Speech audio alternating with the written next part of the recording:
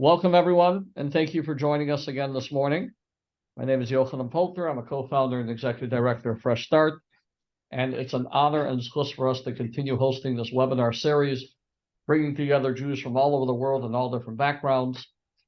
When Fresh Start opened a few short years ago, our goal was to provide services and programming to help Klal Yisrael heal from the past experience, including childhood abuse, trauma, and neglect.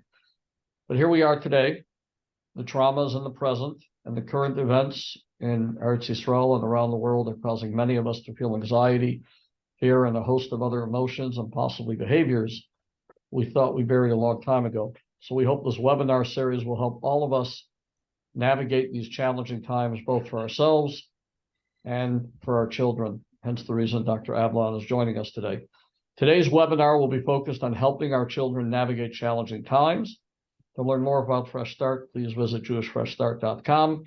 I would also like to thank our anonymous sponsor who has sponsored this webinar series, לעילוי, נשמת, Daniel and Aster, Rafal ben Leah, Mayor Yehuda, Yosef, הכהן, and in honor of Tzadok, Eliyahu, and Seligson, two pillars of the Detroit community. Joining us today, we have the tremendous host to be joined by Rabbi Y.Y. Jacobson, who needs no introduction. I hope you're okay with that, Rabbi Y.Y.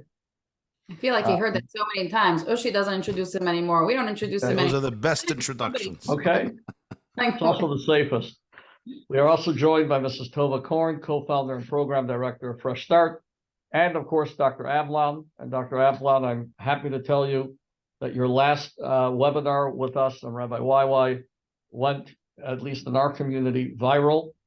I know it's been viewed thousands and thousands of times.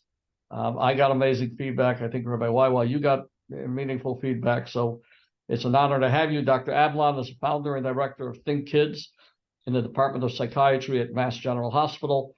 He's also an associate professor in child and adolescent psychiatry at Harvard Medical School. And he's the author of three books, Changeable, the School Discipline Fix, and Treating Explosive Kids. We will allow, the goal of today is to have a discussion, then open it up for some Q&A, which we'll moderate and monitor. And with that being said, Rabbi YY, perhaps lead off this discussion and take it away. Yeah. So, as everybody knows, the Jewish people face profound adversity since October 7th, 2023. Of course, the Jews living in Israel, but really Jews around the world who have been shocked and stunned by an explosion of horrific anti-Semitism that no Jew imagined, especially in the United States of America. Mm-hmm. Not from everybody, it's not very good people, but from enormous amounts of groups and, places of academia and journalism where you would expect some ethical refinement. So it's a very difficult time for the Jewish people, a very difficult time. We've been around for 4,000 years, so we know what works. What works for us is unity, spiritual and emotional fortitude, faith, love, connectedness, resolve, courage, confidence, being anchored in real spiritual truth and in moral clarity. But all of us, want to really become the best version of ourselves. Times of war, times of adversity bring out the worst in some people and the best in other people. One of the things that always moved me about Dr. Stuart Ablon's ideology when it comes to education, and we discussed it at length in the last webinar, and this morning I refreshed myself with your TED Talk that you gave a few years ago, the 19 or 18-minute brilliant TED Talk, was something that always resonates with me, because one of the key principles in Judaism and Torah is to be able to identify that in each child there's infinite goodness. And our job as parents and educators is to polish the diamond and cultivate it. And one of Dr. Ablon's powerful ideas is, instead of looking at the children and say, wow, you're such a troublemaker, you really don't want to do it. You really want to make your parents miserable, don't you? You want to make your siblings miserable, don't you? You want to destroy everybody's lives. Instead, it's looking at the child and seeing that there's an innocence, there's a purity, there's a holiness. For Judaism, that's a core teaching, that every one of us has a soul that is literally divine, and it's whole, it's untarnished, it's splendid, it's sacred, it's amazing. we also have blockages, and we also have other forces inside of us, and we all need to choose, which space we're going to live in with ourselves and with our children. Never mind when we're dealing with trauma. One of, I think, the most powerful effects of trauma is that we don't get to know how beautiful we are. We don't get to know how soulful we are, how much love we have in our hearts, because of a message that creeps into our brain internally and often externally from people or events or experiences around us that eclipse that. And, today I think is such a powerful opportunity to be able to go into that space with ourselves and with our children.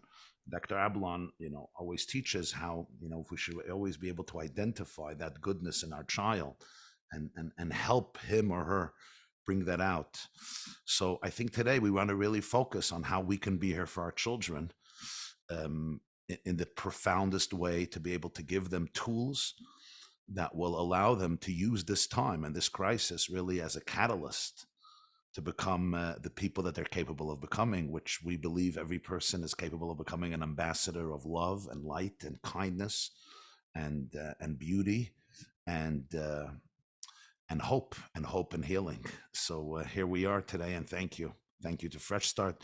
Thank you, Rabbi, and thank you, Tova, and of course, thank you, Dr. Ablon, and thank you for everybody that's joining us here and all those who will watch it later. And it's really a pleasure and an honor. So maybe we should give the mic to our esteemed guest to be able to make a presentation, and then we can take it from there. Sure. Well, thank you. First of all, let me say I appreciate the invitation to join you all today and the community for this discussion. And I'm really hoping it's going to be just that, a discussion.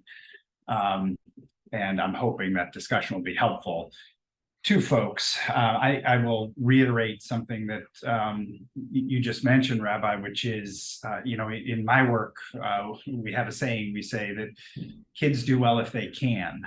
Not kids do well if they want to, and it's as simple as we just have to make them want to, but rather kids do well if they can, because what we believe is all kids want to do well. I have yet to meet a child who prefers struggling to doing well. And so we really feel like every child is striving to be the best version of themselves. And when they're struggling, it's very infrequently a lack of motivation that would be getting in their way. Usually what it is in our language is a lack of being able to access the skills they would need to be able to navigate what the world is throwing at them. And I think as we gather today to talk about how to be helpful to our children, to support them during enormously difficult times, I think the first thing for us to discuss is how to support one another. Because the reality is that most of the stress, this chronic stress that is being felt throughout your community is being felt by the adults, by the parents, by the educators. Now, that doesn't mean it's not also being felt by children, because children are incredible emotional barometers. We often have this thought that we can shield children from things, especially by not talking to them about things or talking to them, talking in front of them, or from shielding them from inputs from TV, from social media. Children sense things. Children understand things at a level we really don't give them credit for. So frankly, there isn't shielding from children as much as we like to think we're capable of it. We're really not. And they're barometers of our anxiety, our stress, our moods, what we're preoccupied with. So I think, the first important focus for us is how does everyone be there together with one another to support one another? Because the reality is that during very dysregulating times, to use a sort of clinical term, if we're going to be there to try to help regulate our children, help them manage and control their behaviors and understand their feelings behind those behaviors, it starts with us being able to manage our own reactions, responses, emotions, and yes, as a result, behavior. There's a sort of a fundamental truth that is often shared in my field, which is that a dysregulated adult cannot possibly help regulate a dysregulated child. And it's not just adult to children, that there we talk about there's an inherent power differential of sorts, but the reality is that no dysregulated person can help regulate another person. So help us regulate ourselves so well, we can regulate others. That's where I'm heading. Where I'm heading is, I often tell people that, there's lots of different ways to regulate ourselves and help regulate one another. There are what we call top-down and bottom-up ways. I'm talking about the top or the bottom of the brain. There are ways that are frequently talked about that are sort of more bottom up, if you will, which involves just literally taking care of yourself, which means, watching your sleep, your eating, your exercise, your getting outside, these kinds of things to stay regulated. But when we're talking about strategies that you can use to help regulate another human, look, I tell people, the greatest human regulator we have is empathy. Empathy is tremendously regulating. And so a large part of my work and the folks who utilize our work is about teaching people how to become better empathizers. And sometimes people think, well, that's just sort of a skill you have or you don't. Some people are just super empathic and others are not. And while that's truth to that, I've never seen a skill that can't be built of any kind. And I'm not saying that somebody who struggles with a skill is going to become fantastic at that skill overnight, but there's no skill that can't be practiced and developed over time. And even, I'm not just talking about kids' brains that are more malleable, but the adult brain is changeable also. So anybody can learn to get better at empathizing. And so I guess what I'd like to just unpack, and then hopefully we can, involve people in the discussion here is what does empathy mean? And to me, empathy means to understand. It doesn't mean that you have to have walked in somebody's shoes to be able to empathize with them. And it certainly does not mean that you have to agree with their perspective entirely or point of view or things like that, but you do have to work really hard to try to understand. And I think one of the things that I would imagine is in this community, people are having very different reactions and responses. I'm sure there's commonality and similarity, but we want to be careful not to assume that our reaction, our response, our emotions are the same reactions, responses, emotions that someone else is feeling.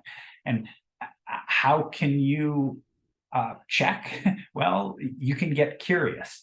And you can think of yourself as a detective, really trying to understand what somebody's reactions, points of views, responses are.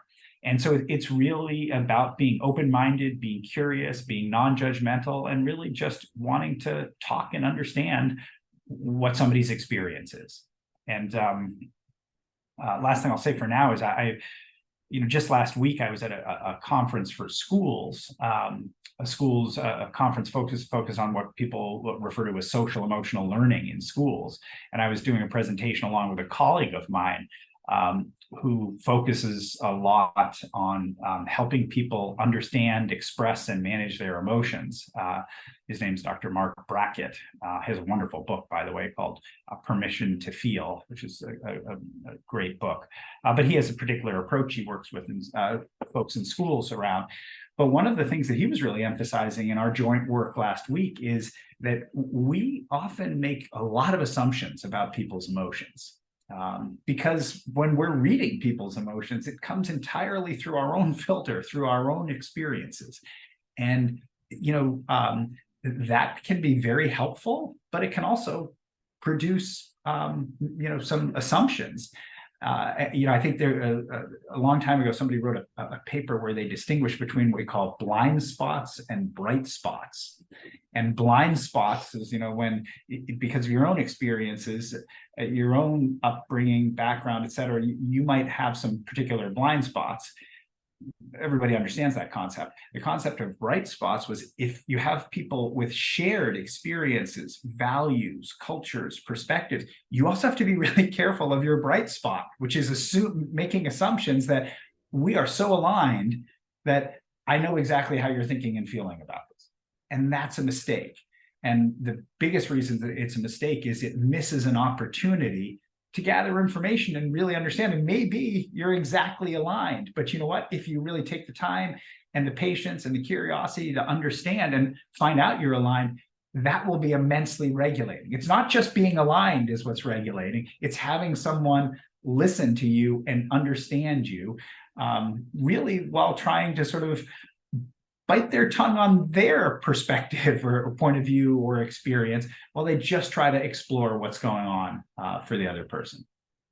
So I thought that might be a useful place for us to start. And obviously there's a lot more that I can. How do you deal with the anger? Like I find myself, say, hearing or seeing somebody of influence or trying to be uttering just a monstrous lie. You know, Hitler once said, don't tell people a small lie, they won't believe you.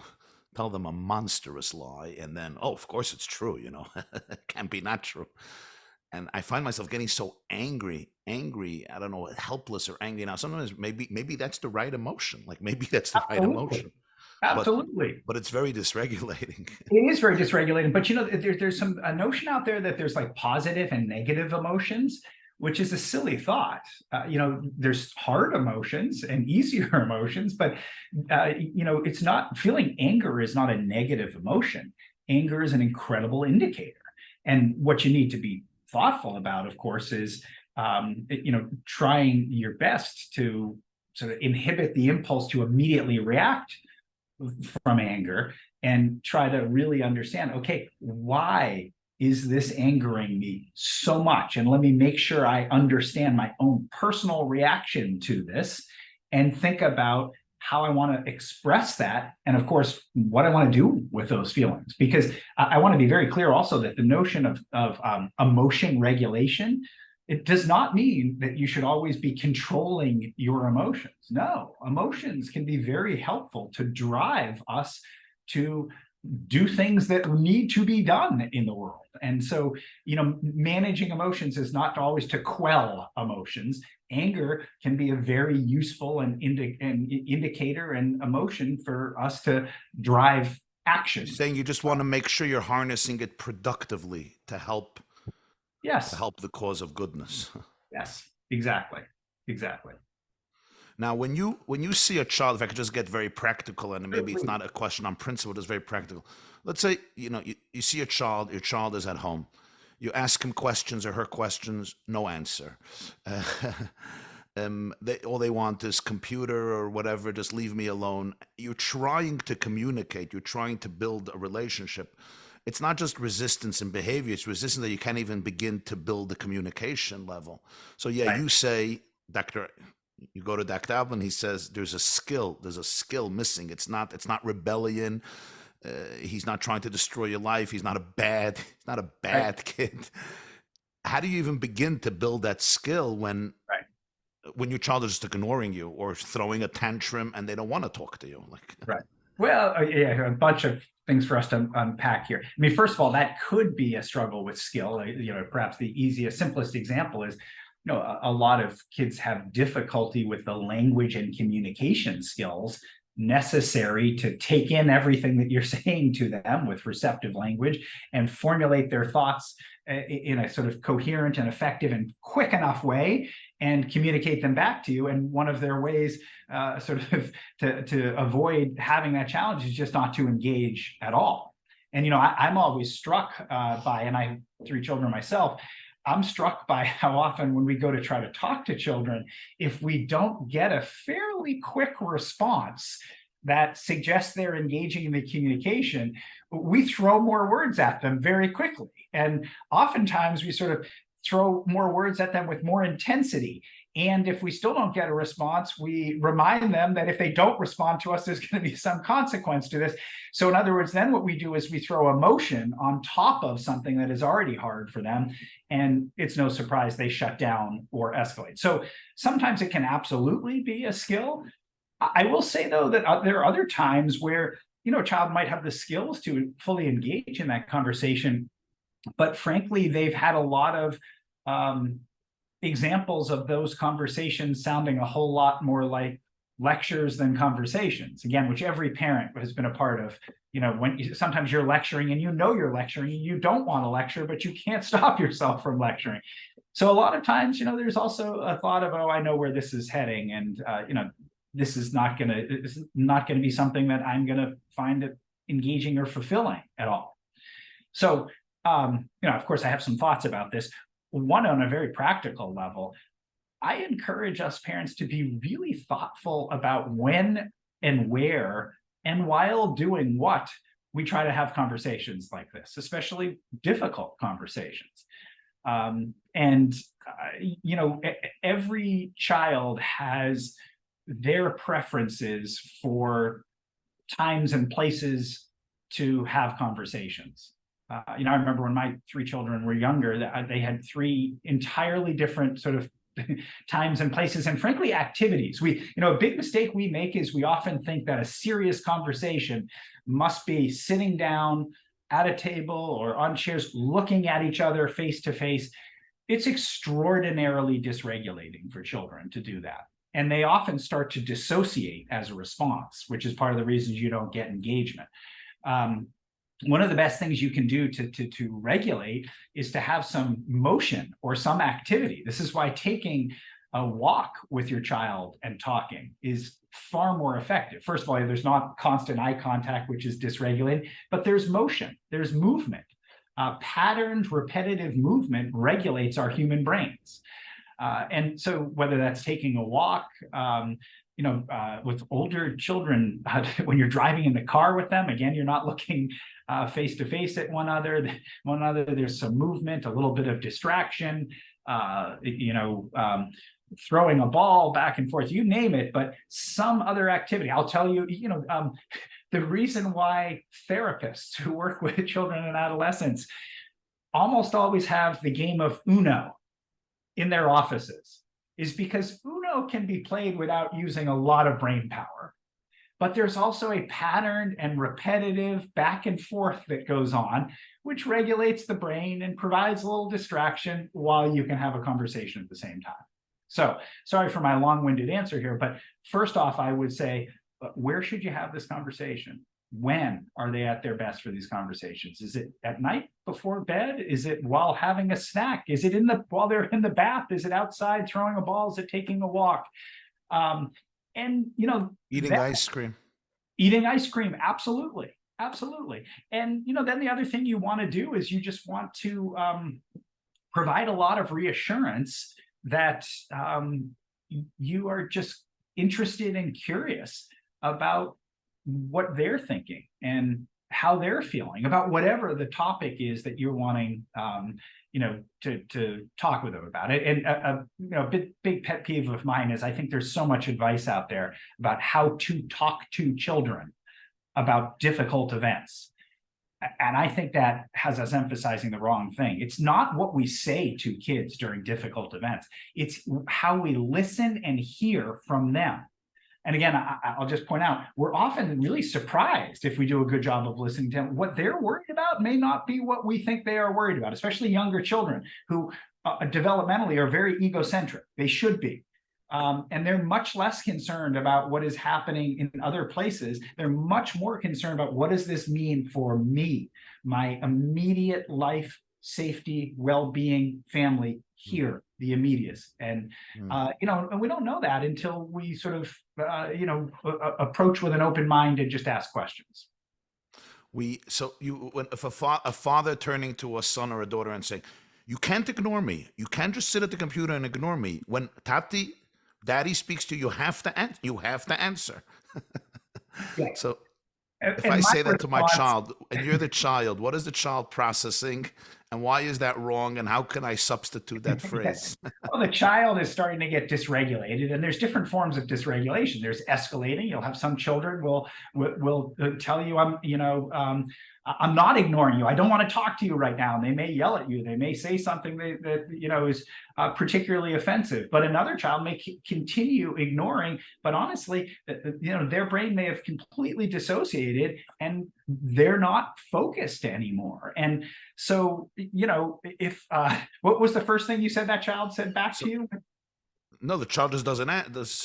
Well, they scream did. More, you get more angry. You're gonna do this. You're gonna do. You can't ignore. You can't ignore. When I ask you a question, you got to answer. Well, and so my approach would be quite the opposite, which is the reassurance that actually you can ignore if this is a bad time for us to talk. So it seems like maybe this is a bad time, or you're not feeling ready, or there's something about this that isn't going so well. We don't have to talk right now. Okay, that's a form of reassurance. We don't have to talk right now. I'd like to talk at some point, so maybe later we can find a good time to talk. And that's another important point, is you can actually collaborate around when you should talk, where you should talk, and how you should talk before you even talk. So what does that look like? Okay, well then just skip that interaction that just happened. Come back to them later when they're eating their ice cream. I guess it takes work from a parent not to take it personal and become defensive. Like, you're ignoring me. You're ignoring me. Like, it's almost like I need you, my kid, to be my therapist and reassure me that I'm a respectable person. I think that's something we can all fall into very easily. Absolutely. And look, we feel very disrespected very easily, right? And there is nothing like disrespect or feeling like our authority has been challenged to have us reach for power and control again. Right. Because where that conversation usually goes is, you're ignoring me. Stop ignoring me. Right. If you don't, you're ignoring me. It's about me. And if you don't stop and pay attention to me, here's what's going to happen to you, because let me remind you, I am the one who holds the power here. And emphasizing a power differential, it ironically further dysregulates kids. Okay. So, reaching for that power. You mean because they feel less safe? Because they feel less safe? Absolutely. Yes. Yeah. Absolutely. And again, I just want to emphasize that can take different forms, because sometimes people think, oh no, when I get very stern and angry with my child, I can say they calm down and they stay focused.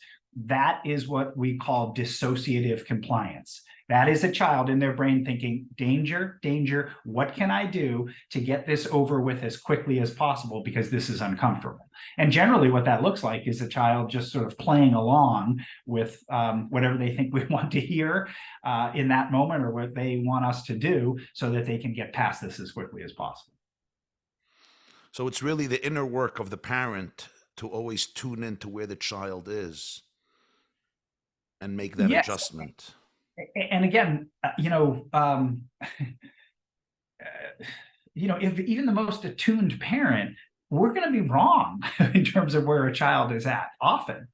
So this is why being curious and asking questions. Well, we don't have to talk right now. It's okay. You can ignore me right now, but can you just quickly tell me why you're not responding? And then we can leave it, but it'll just help me to know for the future. And, you'll be surprised what comes out of a kid's mouth, right? It might be because I'm in the middle of something, as simple as that. But it might be because I think you're mad at me, or because I know I must have done something wrong. And the nice thing is, if you hear anything from a child, anything, it provides you an opportunity to sort of operationalize empathy. Because anything a child says to you is something you can reflect back to them. Leave me alone.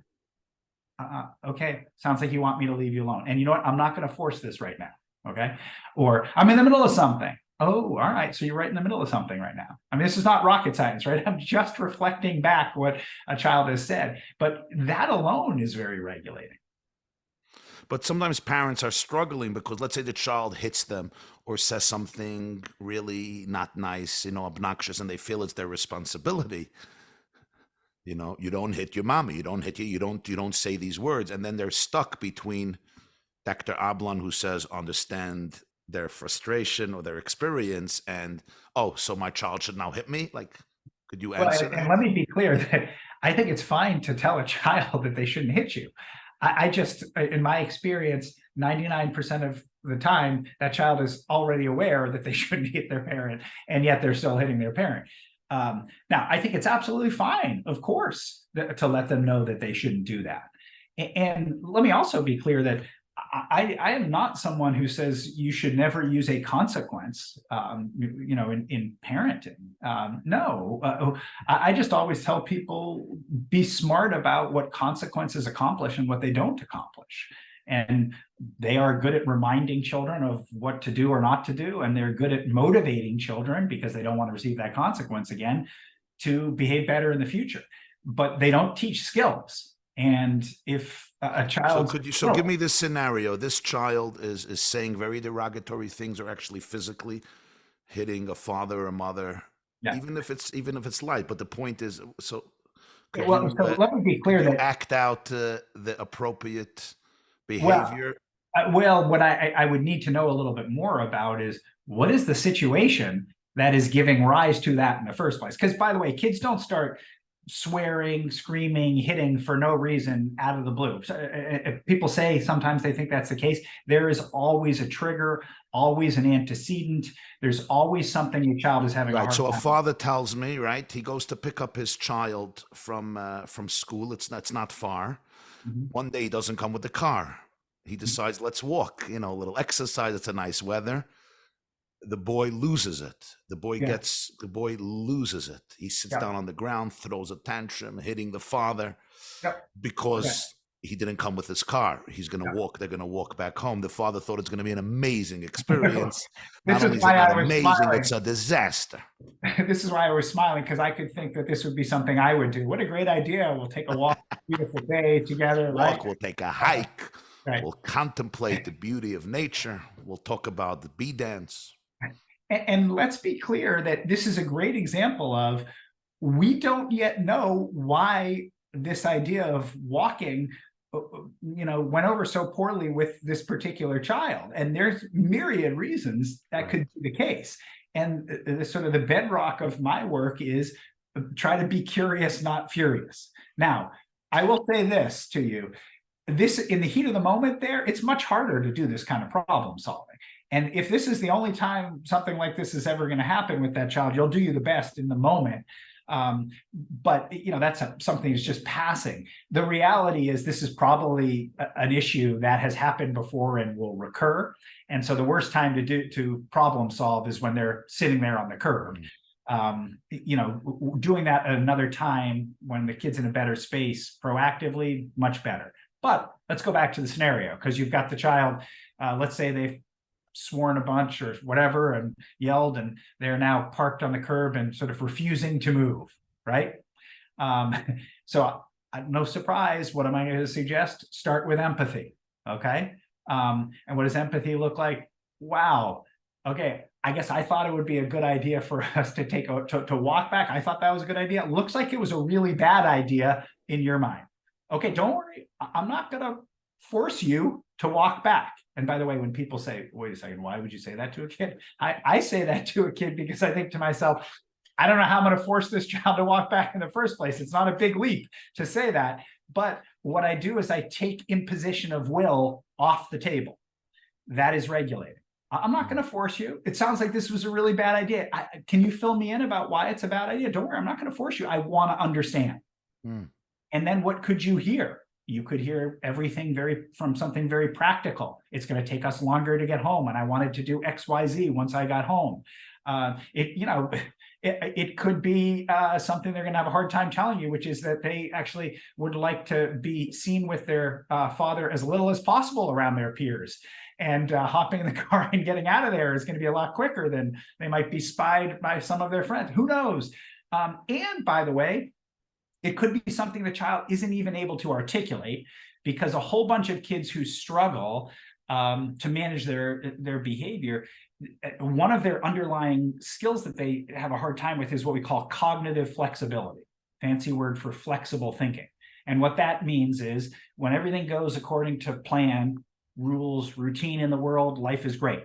But if you throw a change, something new, ambiguous, uncertain, they weren't expecting, unpredictability, they have a very hard time with it. Okay. Now, that, by the way, for people listening here, that's very typical for young children. Developmentally, this is a skill that you build. But you can have a much older child who really struggles in that skill domain. And by the way, if they struggle enough, along with some other skills, maybe they would have a diagnosis on the autism spectrum. But regardless of whether it's a minor or age-appropriate challenge or a more significant clinical challenge, that may be what's interfering, is that you just they have a black and white brain, and they were thinking black and you threw white at them. Right. They can't compute. Okay.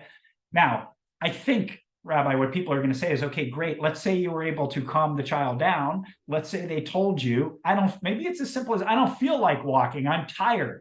Let's do it that way. Okay. So you get their concern on the table. They've calmed down a little bit through your empathy.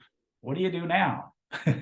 And what we say to people is, well, you express your perspective or your concern, which is, okay, well, I guess I thought it might be fun, nice to walk together outside, but that's just what I thought. Okay. What you think is you're tired and you just want to get home. What I was thinking is this might be fun for us to walk. So we were thinking about this a little bit differently. Okay. And the reason I'm doing this with my hands, folks, is this is how I always illustrate whether you're really collaborating with a child. Because if you only have, your concern on the table, I thought it would be nice, you are headed right towards imposing your parental will. If you only have their concern on the table, which is, I didn't want to walk, I'm tired, I just want to get home, you're headed just to addressing their concern. True collaboration is, there's two sets of concerns here, okay? Which leads to the final, what I call ingredient of this. The first ingredient being hearing out the child, the second being expressing your concern or perspective, the third being let's collaborate. And what does that look like? So what do you think we can do now? Because you just want to get home and you're tired and you don't feel like walking, and I hear you, okay? And by the way, let me just point out to people, you could be thinking at that time, what do you mean you're tired? Do you have any idea what tired is? I'll tell you what tired is, okay? School is not nearly as tiring as, do you want to hear what your dad did today?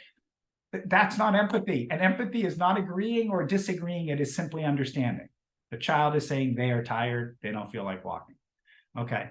And you had that idea you thought was good. So what do you think we can do now? Since you're tired and don't feel like walking, I had this idea, but it didn't sound like a great idea to you. What do you think we can do at this point? And you're inviting the child and you're giving them first crack at solutions, which is not only practice in problem solving, but it is giving them ownership, autonomy, buy-in, so that they're going to be invested in whatever solution we try to fashion. But you elicited a response from the child. What if you didn't even get there? It's throwing a tantrum, screaming, hollering, crying. Right. Well, so first of all, if they don't respond, you have another tool at your disposal. Again, it's not rocket science, but it's called educated guessing, right? I mean, there's only so many reasons, in all likelihood, the child didn't want to walk. So what would I do if they were just quiet? I would say, okay, well, do you mind if I take a guess here? Is it just that you're tired and don't feel like it? Is it you wanted to get home quick for some reason? Is it that this was just a surprise you weren't expecting? Or is it something else that you know of, but I haven't guessed yet? And it's like playing 20 questions, okay? With most kids, you won't get 20. But the other thing, the worst case scenario is, let's say they're too upset. They're too dysregulated to access this part of their brain to fill you in. Well, you could decide, I'm in crisis management mode here. What I'm going to do is say, okay, you know what? Sounds like I made a mistake and would have been good for us to talk this through ahead of time. You're not feeling so good about this. Let's just figure out how we get home, as quickly as possible without walking. Okay, if that's an option. Dr. Ablon, can I just chime in? Please. The everything you're saying applies to everyday life.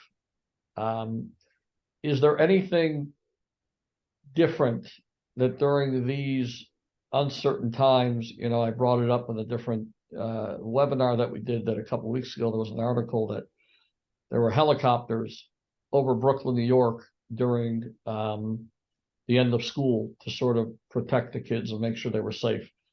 So obviously there's a lot of elements of uncertainty and, safety concerns, et cetera. Is there anything else or anything different or any additional Yes. thoughts, ideas that we might give to our children during these specifically dysregulating times. Yes, and thank you for grounding us in the current context that gives rise for this webinar in particular right now. I think the most important thing for us all to realize here is in times of heightened stress, what happens is we all lose access to skills that we had before and were able to apply.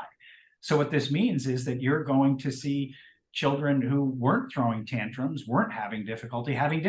You're going to see children who are having difficulty have much more difficulty because, all of our skills are really dependent on the context we're in and the resulting state that our brain is in. And if we are in a context that is very stressful and anxiety-ridden and scary, what it means is that our brains are in more of a state of heightened arousal, an activated sort of response.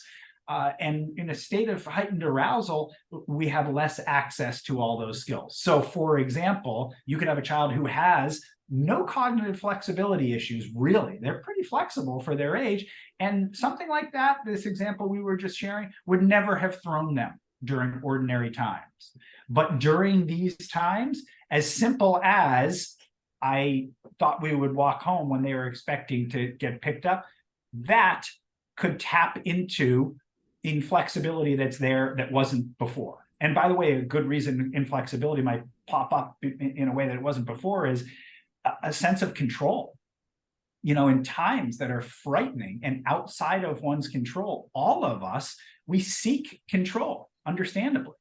Kids who have been traumatized, not just kids, people who have been traumatized, subject to chronic toxic stress in their lives, seek control.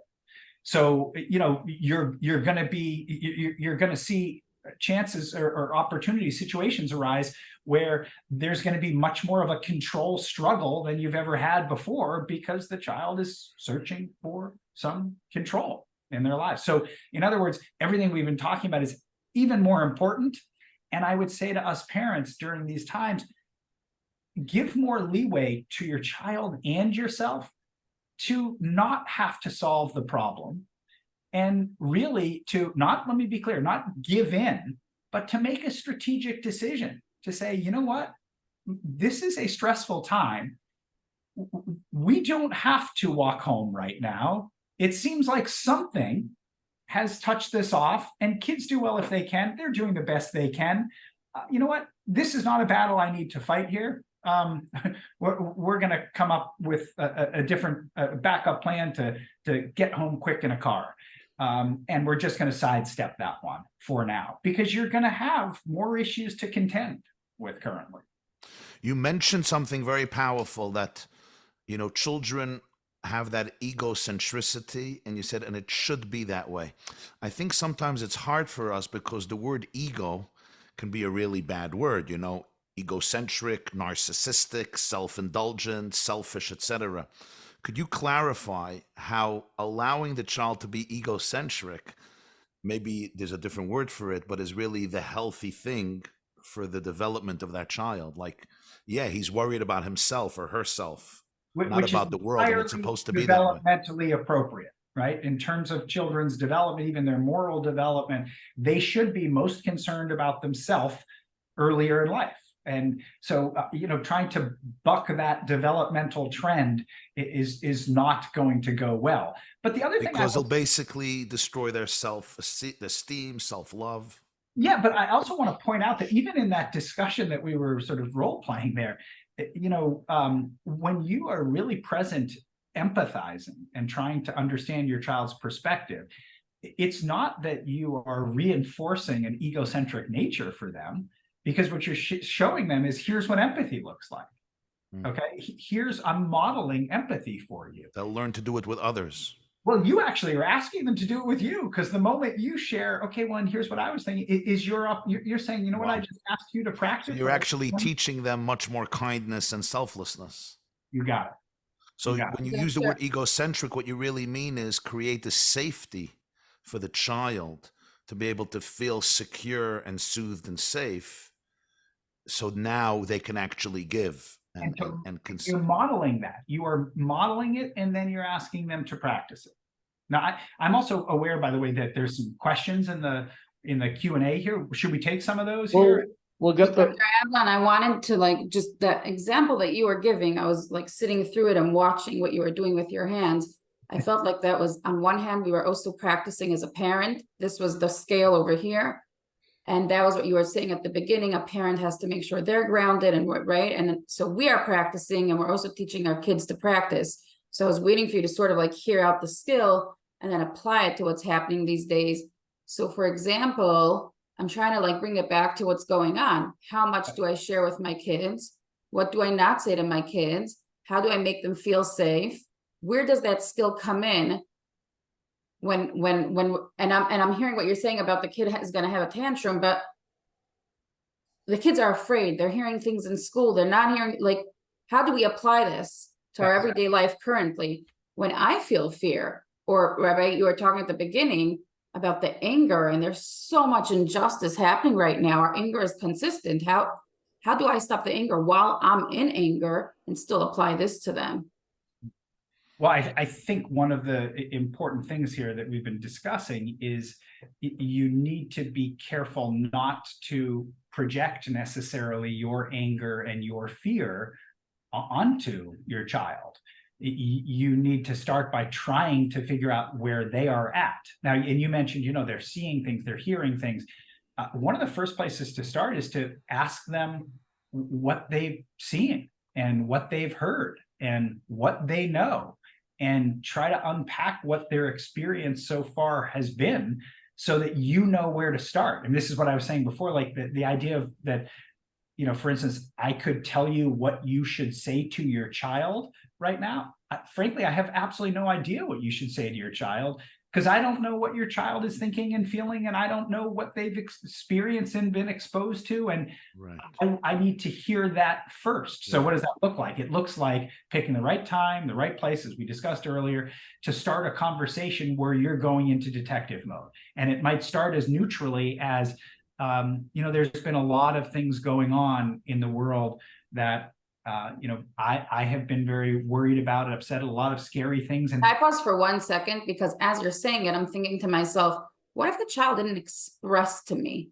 Am I putting something on them when I ask that? Because what if they didn't even tell me? I just know. Well, this is what I was saying before, though. If you are telling me that you are feeling intense anger and fear, there is no way your child is not aware of those feelings in you. There is no way. So, and now again, I don't want to project, because I'm going to go into information gathering mode quickly, but it might be, you probably been able to tell that mom has been very upset and worried lately. And there's a lot of important and scary things going on. And I wanted to talk to you about them, because I don't even know, how much you know and what you have seen and what you have heard. And I'd like to understand. And that's the stance of what I call this first ingredient of a discussion like this. Entering into empathy is, I'd like to understand. And you're starting to ask a bunch of questions. As the rabbi said, what if your child says nothing back? You can do some educated guesses. Okay. If they say anything to you, you have an opportunity to reflect that to them. And I want to respond in this context to Ruth's question she typed in, just because it's a quick one here. She said, when I reflect back to my children, they yell at me, stop repeating what I said. If your child is saying that, you don't have to repeat back exactly what they said. What you can say is, okay, so what I'm hearing from you is, or have I got this right? It can be in any words you want, and say it a little different. In fact, I encourage us as parents to not directly repeat back what a child says, because that is annoying to them often, just parroting them, but to say it in your own words. And that's an opportunity for them to be able to tell, oh, wow, they are really hearing it, because they're sending it back to me, suggesting they've thought about it, and this is their interpretation of it. But basically, going back to this conversation, as soon as you kick it off, it's questions, it's guesses, it's reflecting things you've heard, and it's trying to reassure them, I really just want to understand what's going on. what your experience is, what you've heard, what you think, what you feel. Is that helpful? I think so. And I think there was one question somebody is just asking. They read about a mother who wanted her kid to understand what's going on in the world. So she took them to one of these rallies or to one of these places, and she showed them the Shabbos table set up, right? The table that's set for Sabbath with all the names of the kids who were kidnapped. And she wanted her kid to feel empathy to what's going on. So she took him there, and they walked from one chair to the next and read the name of this kid and this child and that child and that child. And the kid fell apart. He was 7 years old, and he fell on the ground, and he's crying and crying. And she is saying, this is what I did. And she's showing how beautiful it is that her child is finally understanding what's happening. And then this mother saying, I feel so guilty because I don't say a word to my kid. Like, where's the balance? I'm not telling my kid that there's even a war. Am I allowed to just completely hold back these days? And other mothers are taking their kids out there to show them these tables and the stuffed animals. I mean, I don't know the situation, but if I may say something, I really don't understand why there's a need to take young children and deprive them from their childhood when it's not necessary. Why not bring our children together to the table and say our brothers and sisters in Israel are going through a challenging time, and we're going to pray together, we're going to sing together, we're going to send love together to them, we're going to do a mitzvah together, we're going to give charity for them, we're going to recite psalms together. Let's use it as an opportunity to highlight those emotions and those that sense of unity that brings positivity to the world. We're Jews. We know the power of faith, of a mitzvah, of prayer, of spiritual connection. That's why we're here thousands of years later. We're here because of these gifts. That's what I want to give my child. I'm not understanding why take a 7-year-old kid or a 6-year-old kid or an 8-year-old kid and subject them to the knowledge of atrocities, right? That are difficult for us. That I have a hard time sleeping, and I'm 51 years old. I don't see the benefit of it. And I guess I would just so I agree entirely, and I would add, that what I described before, kids do well if they can. We need to apply it to ourselves as well, which is to say parents do well if they can, which is I am positive that that parent had a really, really good rationale for why this was a good idea. Now, developmentally, it sounds like it was too much for that child. And there were probably better ways to address the parent's concern about helping their child understand what's going on in the world and to have empathy.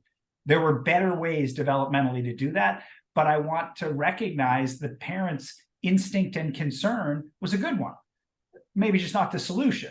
And, it really does matter a kid's age and developmental level, because at a different age and with a different child, that might be a very powerful, appropriate thing to do.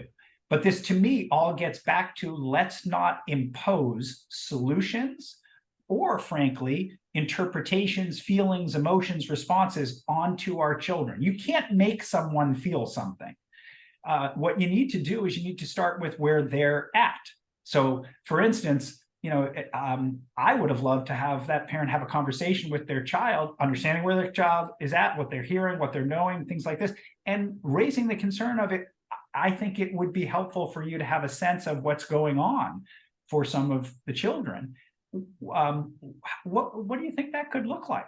And you could talk about it together, but not just sort of come up with a solution like that. And I really appreciate you raising and being honest about, here people are going to lengths like that. And I feel like I haven't even mentioned that there's a war going on. And look, we do need to find a middle ground. Okay. And where that middle ground is going to depend on your child, where they're at developmentally, what their skills are, and frankly, what they feel like they are ready for, can tolerate, et cetera. They need to be co-creators of the solution there. I would suggest in your case, your child is how old again? Did you say 7? Or did I make that? Yeah. So, again, they're understanding your emotions. And frankly, knowing that and feeling that your mom, your dad is very worried, very scared, very concerned, very mad, angry, and not knowing why that is, is much more upsetting than hearing some about what's going on, believe it or not. And again, I'll go back to the egocentrism of young children, because what young children often assume is it's about me. I must be doing something that is causing my mom to feel so angry, scared, etc. So it's often very reassuring for a child. Now, this is where we need to control our own emotions, because a child may feel relief to hear, oh, this is about a war going on, not about something in my own family right here. Our adult response might be, this is not relieving. That's not the response I was looking for you. And this is where we can't project our own reactions. And we need to realize that it's okay developmentally for a child to feel that way. So we can't attribute emotion. We want to try to understand where the child's coming from. Wow. If I can add also, I grew up as a child at the feet of the great Lubavitcher Rebbe, and he was such a powerful proponent of bringing children together, especially during difficult times for the Jewish people, and having them say verses of Torah together, and verses of hope and healing and love, and giving charity together, and singing and encouraging their spirit and praying together. And his point was, first of all, it creates safety for the children. It shows them that we're in this together. And the most powerful thing is, it teaches them the spiritual connectedness of the universe. Our words, our attitudes, our love, our connection to God, to our souls, it brings love into the world. It brings power and empowerment and strength to the Jewish people. This is how we actually help our brothers and sisters. We want to help our brothers and sisters more than anything else. And children, from a Jewish perspective, are the link between heaven and earth, the innocence of children and the purity of children. You know, in the times of Purim, again, Iran, Persia, Haman wanted to annihilate all the Jews, and Mordechai gathered 22,000 children, not to frighten them and scare the living daylights out of them, but actually they learned Torah together, 22. And the Talmud says that was the spiritual salvation of the Jewish people. So I think, you know, I want my children to know who they are, to know what it means to be a Jew at this time, but to give my child the empowerment of how he or she and all of us can actually do something in a very real, deep, authentic way to bring more light to our brothers and sisters and to innocent people the world over. Right. I have another question that's coming up. I'm sure this is coming up to so many of our people because we are Jews and we have all the laws.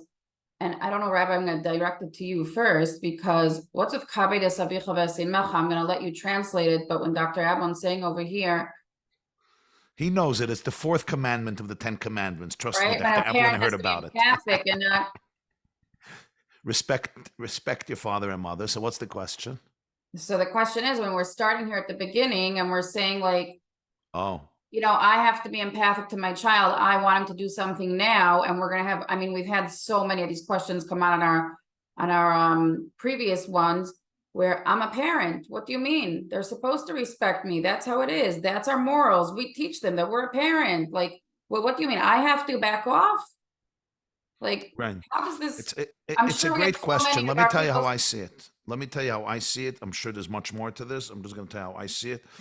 And that is as follows. Let's think about adults, okay?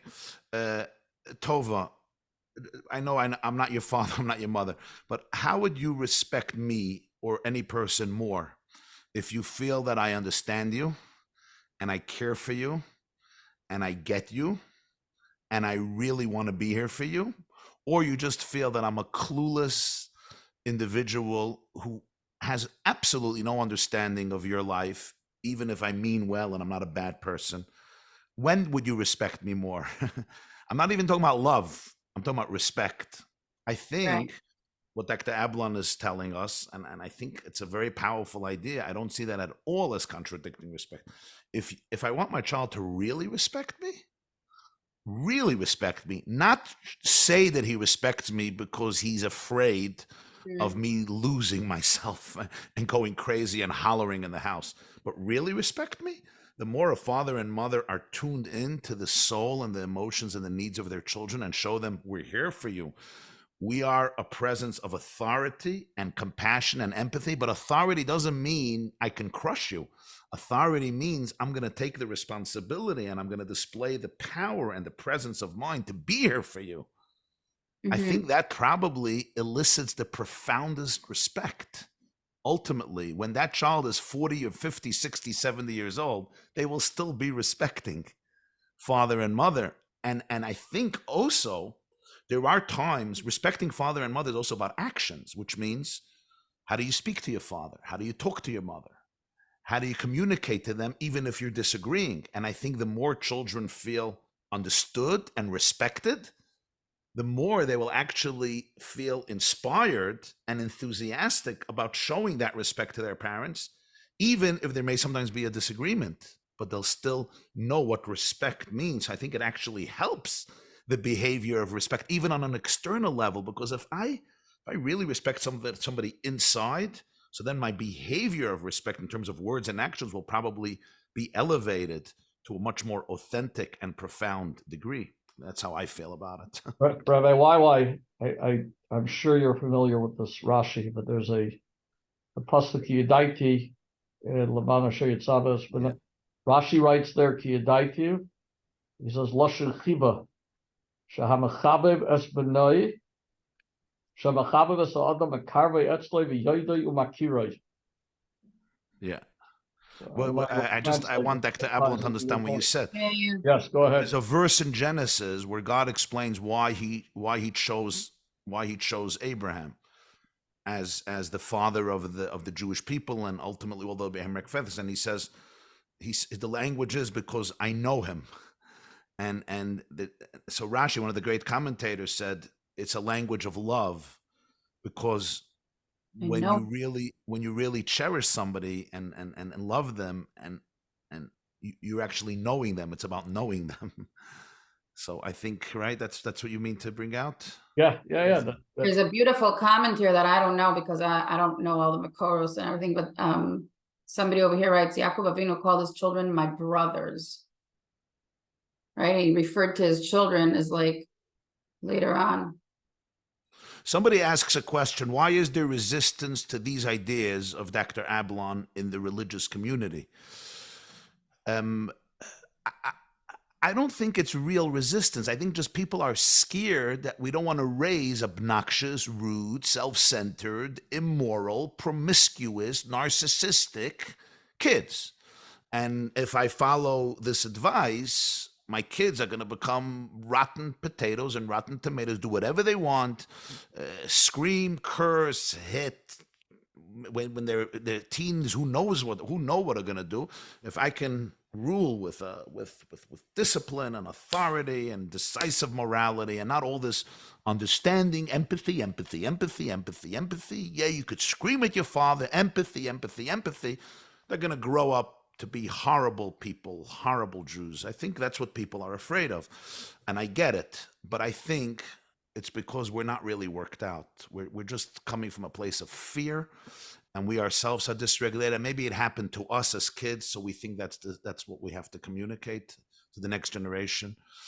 I don't find this advice and this perspective as trying to raise children who are spoiled and bratty and rotten. I think it's the exact opposite. Well, I think it's about bringing out the deepest goodness of children, believing in them, believing what Torah teaches us, that every person has a divine, infinite soul, and organically they are the most beautiful, beautiful people. Yeah, we have a Yetzer Hara. We can have negative inclinations that block our beauty, and our job is to remove that and help kids and ourselves make those choices. Am I going to live in a space of love and serenity and light, or am I going to live in a space of misery and resentment and negativity and lack of forgiveness? And the more we help people see their light, the more they can choose between their light and their darkness. That's what it's about.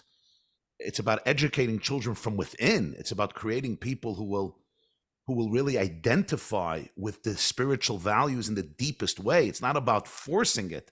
One day, every child becomes independent. Today it's already happening at a very young age. Right? You used to become independent, I don't know, at 20, 30. Today already, if your kid is not independent at 9, it's a miracle. 13, 14, oh my God, they're going on 90. So I think this is really about education, where you're inculcating empowerment into them that they ultimately become they have agency and they can identify what's happening inside of them by us modeling that type of relationship. I mean, that's how I'm seeing it. That's how I'm seeing it. I feel resistance to this is something that's coming from my own fear or my own insecurity, the fact that I'm not worked out. I'm not working on myself. And education, as Dr. Ablon said, real education is about educating yourself much more than your child, right? Yeah. I mean, if I could just add, I mean, I think, look, we need to remember that discipline, the word discipline actually really means to teach. And, you know, I think there's a misconception also that this type of parenting is somehow permissive parenting and sort of taking lackadaisical, taking the easy route, which it is not at all. What we're talking about today is very hard work. It is anything but right. It's harder work. It's much harder work. Exactly. Because we're also working on ourselves. Yeah, and I think that the comments about respect before. Look, if we want to teach children to respect their elders, people in position of authority, other humans, we have to teach them how to do that. And in essence, what I think we're trying to describe today is how to respect a child, respect their emotions, their thoughts, their feelings, where they're at. And what I found is when you listen really hard to anyone, they're much more likely to be receptive to listening to your teachings as well. I just want to read out a comment here. We'll give a shout out to Tamar Sheamus, one of your star students, Dr. Ablon. She writes, as a frum Orthodox Jew who has been trained directly by Dr. Ablon and has been using this model both professionally and personally for many years, I'd like to share that his model works in remarkable ways and only strengthens our Masorah and Chinuch principles, which means our tradition. So thank you, Tamar, for that. I do think we have a live question. Yeah, could I just interject that? Thank you for those comments, Tamar. And Tamar is a true expert in this work, and so she is an incredible resource to people in this community who are really wanting to be able to take some of these concepts and these ideas and really make them things that can come alive within your community and within your faith. So I recommend Tamar Shames as an incredible resource for the community. Tamar, it's so nice to have you on. And, I know you spoke to Doctor about it, and we are hopefully going to be rolling out something with Tamar for our alumni and for parents to, I know we've had some conversation about it, and we're moving in that direction. We've spoken a lot about it already. Wonderful. So it's nice to see you, Tamar. Nice to see you. I think somebody asked you a very powerful question. I want to get, if we can get Dr. Ablon's feedback. In Judaism, there's a teaching that anger is not a good thing. So this person is asking if maybe when we talk about anger, and you spoke earlier about anger, maybe a deeper and more authentic word would be pain. In other words, when I'm angry, there's injustice. I'm hearing something that wreaks such injustice and maybe cruelty and barbarism. I'm in pain. That pain means you're a human being. You have a good heart. You have a conscience, for heaven's sake. I don't want to get rid of that pain. If I get rid of that pain, it means I lost my soul.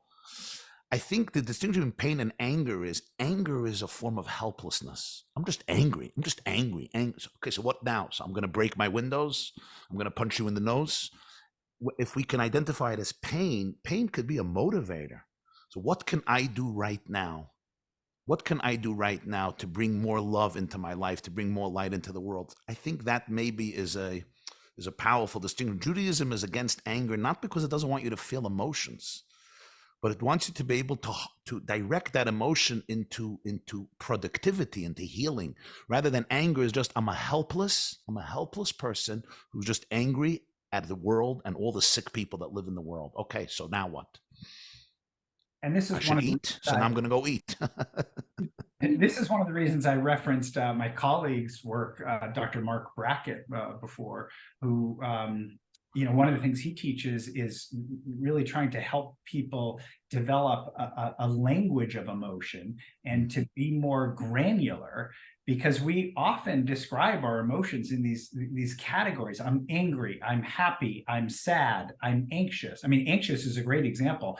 That word is used so much now, but it doesn't really tell us what we're actually feeling. We need to be much more granular in terms of understanding our own emotions. And so, I think folks might find his work particularly helpful. He actually even has an app that helps you take an emotion and really drill down to be more specific. What am I actually really feeling here? What's that app called? What's that? You know what that app is called? I think it's called the Mood Meter, because that's the tool that they use. Mood Meter. But if Mark Brackett is his name, he's at the Yale Center for Emotional Intelligence. His book is Permission to Feel. But it's this mood meter. It basically sort of divides our emotions into 4 quadrants to start. And it basically starts by saying, what's the degree of pleasantness or unpleasantness you're feeling?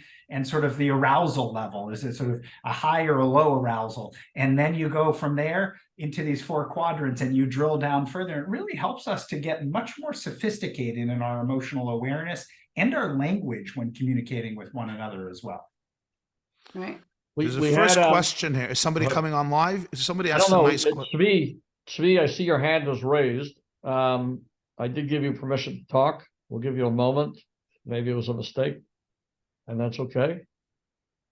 But Rabbi Waiwai, there's a question here from. You want to read some of the other? ZC. I wanted to read. Yes, so go ahead, read it. Yeah. Go ahead. I have a 6-year-old daughter. I feel like I hold my breath when I hear the door opening when she's coming home from school, because from the moment she walks in, she's already complaining. She wants to go to her friend. The friend has to come to the house. It makes me so miserable. She comes home like that without even giving me a chance. It's like she didn't want to come home in the first place. It's like a curse to come home. Is there a way that I can make my daughter's homecoming from school be more pleasant? She also puts up a fuss about everything I tell her. She also gets into her siblings. She gets into fights with her siblings, and that have nothing to do with her. The siblings are fighting. It's almost as if she makes sure that she's loud enough to be heard. What can I do? 6-year-old girl, a mother is lamenting. Well, this is a good example of, there may be a lot more sort of general dysregulation going on for this particular child at this time, because you're seeing it cut across different situations. But my advice would be to say, I mentioned earlier that these kinds of difficulties tend to be predictable. They don't come up out of the blue for no apparent reason. And it sounds like you're describing this the moment she comes home from school. It sounds like it's very predictable that when she walks in, she's upset and wants to have a friend over, go to a friend's, etc. That's the problem you want to try to solve, and don't try to solve it when she walks in the door from school. Catch her at a moment where she's regulated, calm, those things we said before, and start with curiosity. And I would recommend you say something like this. I've noticed when you come home, you seem really eager to have a friend over or go to a friend's. And I want to try to help understand so we can, do something that'll work for both of us. Can you fill me in? But how come? And this is where thank you for being honest about, what you're worried about is that it's like she feels miserable when she comes home, or she doesn't want to be at home. And I wouldn't jump to those conclusions just yet. We need to take the time to unpack it from your daughter's perspective. Use those questions, take guesses if need be. But I would say if you have to take a guess, don't jump to, is it that you don't want to be home and you don't like being home? Don't jump there. I would start with other educated guesses, like, do you feel like you're not having enough time to be around your friends? Is there something about being with your friends that feels much better than for right now being, at home without friends? I would use those kinds of questions. And once you understand her concern, then you'll raise any concern you have and invite her to problem solve what this could look like. Because I don't know, when you say, is there a way I can make my daughter's homecoming from school more pleasant? I'm sure there is. But I don't know what that looks like now until we understand more of her perspective or more of her point of view here. Tzvi is here. Tzvi, yes. Do you want to ask a question? Go ahead. You can hear me? We can hear you. Okay, great. It's more of a a plug. I just want to say that the Fresh Start program helped me work on myself and identify traumas and deal with them. And I saw that, my children respected me more because I did that alone. And Wow. there's a way to go with many things, not an overnight change, but I do have to give a lot of credit to the Fresh Start program. I won't forget your call to me when you called in and we spoke about who should come first, the parent or the child. And Tzvi was an amazing example. We wanted to send a child and we spoke about the power that a parent has. So Tzvi, thank you for that. Thank you. I also think, to highlight one of the words of Dr. Ablon earlier, many of us were trained, in a very, very young age, that education is about words and actions. And I think what we're learning so much more, words and actions are very important, but real education is about pnimius. It's about who I am. It's about how I show up emotionally. And the more, if I'm bedecked, if I'm encompassed and enveloped in my own trauma, in my own anger, in my own pain and resentment that I have never dealt with, how can I show up for anybody else? I'm just trying to survive. It's like you're choking me 24/7, right? And you say, oh, show up for your children. I'm just trying to breathe. Get your hands off my neck. And that's what trauma looks like. Trauma chokes us. It chokes us to death. We're just trying to survive. Sometimes from age 3, especially people who have been, abused. It's not even their fault. It's not nobody's fault. And the more, I can clear it up, we can clear it up, and we can go into our own love, with self-love. Then I can really show up. I can show up for my wife. I can show up for my children. And the emotional presence surpasses everything. I mean, that's the key to everything. Your child feels your presence at dinner table, sitting and playing a game, schmoozing, going out. That presence, I think, is the most healing factor. And the words and actions then flow from that.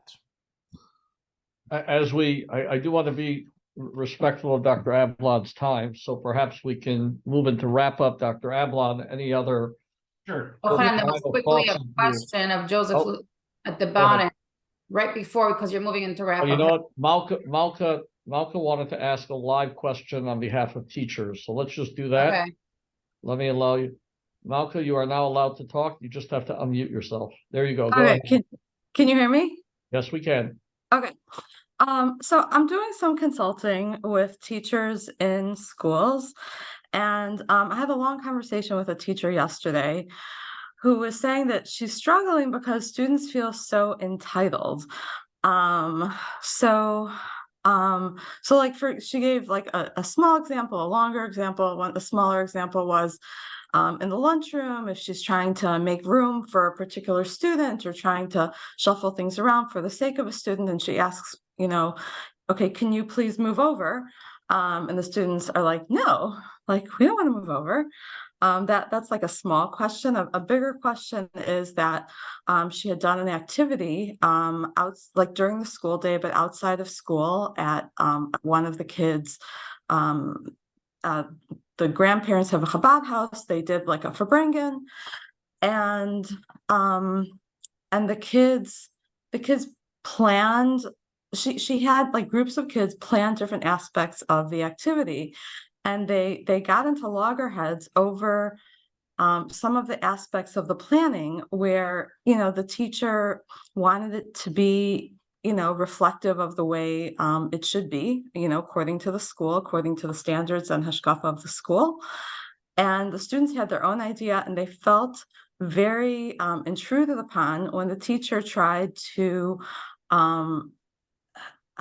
modify at all what they wanted to do. She initiated it, obviously, as the teacher, and they're like, it's our program. You don't get to say anything. You didn't get to, you don't have an opinion. And so she would like to do another out of school activity. She's really a very kind and caring, empathetic teacher, but she's just like, it turned into such a big deal that, she's just genuinely wanting some direction of how do you manage kids who feel so entitled to do what they want when they want. Thank you. And Thank you, Malka. Go ahead. And these are 7th graders. Go ahead, Dr. Ablon. Sure. And look, the first thing I would say is, behavior that can look like entitlement. Again, this is an interpretation to assume that it's entitlement. And, a bunch of things could give rise to it. To go back to the one child who, refuses to move over. Again, this could be as simple as this is a child who has very strong feelings about sitting in a particular place. Now, I'm not suggesting they should be allowed to sit there, no, but it may be, this is a question of not just being entitled, but a kid who has a hard time sort of incorporating change into a solution. And I'm going to give the same sort of broken record advice when they don't want to move over. I would say, okay, you don't want to move over. How come? What's going on? Really quick. Okay. And then, this is why this is not permissive, because then the second step is saying, and I want to make sure we make room for our friend here. Now, in terms of the whole group process that's gone on, my guess would be here that it sounds from the description like maybe there was a bit of a misunderstanding with the students feeling like this was their creation themselves. And, like you said, the educator sounds like they want to approach this very thoughtfully. I would just suggest a proactive conversation before the next time around, saying that it's great that they have been so engaged and taken such ownership of this. It is important that this be collaborative, and that just doesn't mean collaborative with just the students, but collaborative with the teacher as well, because the teacher's perspective and concerns need to be represented as well. So we need to do this together. So let's think about how we are going to structure this process so that it is your creation and mine as well, because this is intended to be something that I have, input into as well. And that's not imposing your will. That's saying this is going to be true collaboration here. Okay. Thank you, Dr. Ablon, for that. And I guess let's move into just some final thoughts, Doctor, or Rabbi YY, then we'll ask you to wrap it up. Yeah, sure. So I hope, first of all, I hope this discussion has been helpful for folks. And I do want to note one of the other comments in the Q&A that indicated, that look, in very dysregulating times like this is not just children whose skills can recede. It is ours as well. So, you may find, any one of us here, that we have good flexibility and impulse control and things like that under normal circumstances. But right now, our skills are slipping back. And we may find interactions with our spouses, partners, coworkers, colleagues, etc., are more tense and fraught than they were before as well. And so what I would just encourage people to remember is what I said earlier. This is not just kids do well if they can, students do well if they can. This is parents do well if they can. This is husbands and wives do well if they can, colleagues do well if they can. We're all doing the best we can right now to manage what the world is throwing at us with the skills we're able to bring in that moment.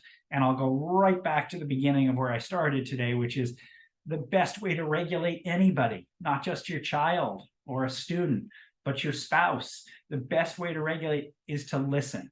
Our words are really, really powerful. They can regulate or they can dysregulate. Empathy, words of exploring, words of compassion, words of interest, words of curiosity are going to be the most regulating pieces of interaction. And the last thing I'll share is we started talking trauma at the end. It sounds like people have had some really meaningful interactions with Fresh Start.